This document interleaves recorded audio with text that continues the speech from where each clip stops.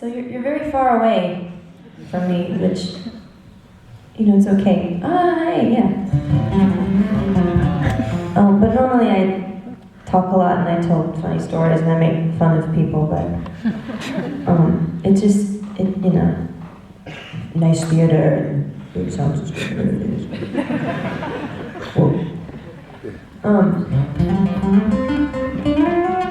But it's nice to be here. I've never been to the city here, Coimbra, before, and it's lovely, like all Portuguese cities are.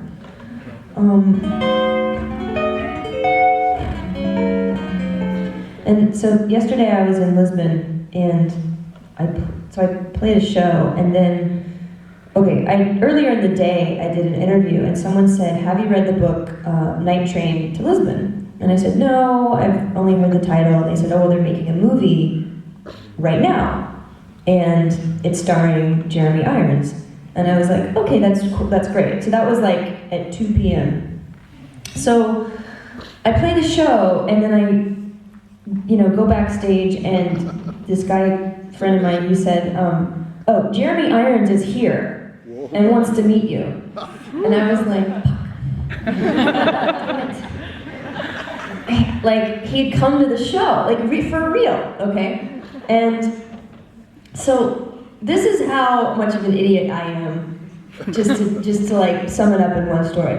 So Jeremy Irons comes backstage, and I'm kind of sitting there like, you know what, my life's really weird. Like, weird stuff happens in my life, so whatever, this is just another weird thing. And he says, "Darling." Okay, so he comes in, and first thing out of his mouth, so he's English, very charming. And he didn't even say like, "Hello, I'm Jeremy, it's nice to meet you." It was like, grabs my hand to his chest. Wow. Yeah. And he says, blah, blah, blah, "I was absolutely captivated. I only got the last half of the last song, but I was truly amazed." Great.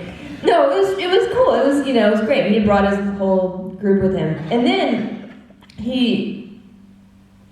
so then I decide that I already know why he's here, and I'm gonna, you know, this is what I said. I said, "Do you normally dress like that, or are you in costume?" Because I was convinced he was in costume, because he looked so fucking ridiculous. And he looked like he was playing a gay man in 1872. It just was so, like, this frilly scarf and this, like, you know, like puffy sleeve shirt and this sort of really poor man's jacket over. I mean, he looked like he was in costume. And he said, "Oh yes, it is a bit ridiculous, isn't it?" But that was his clothes. That's what the man wears. So that was awkward. Anyway, so yeah, that, you know, and then the issue is, okay, I'm Jeremy Irons, I have to go because people expect me, but would you like to come with us? Would you like to go clubbing? And I'm like, yes, I don't know, not really, but sure.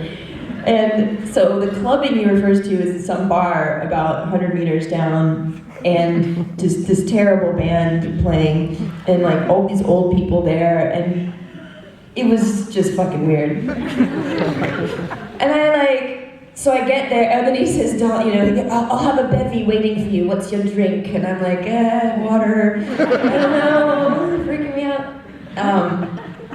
Because the reason why he's freaking me out is because he's so self-confident and so handsome and so charming. It's difficult to be around people like that for me. You know, I am not confident or charming or special. I'm just a guitar player, and so I'm like, "You're amazing."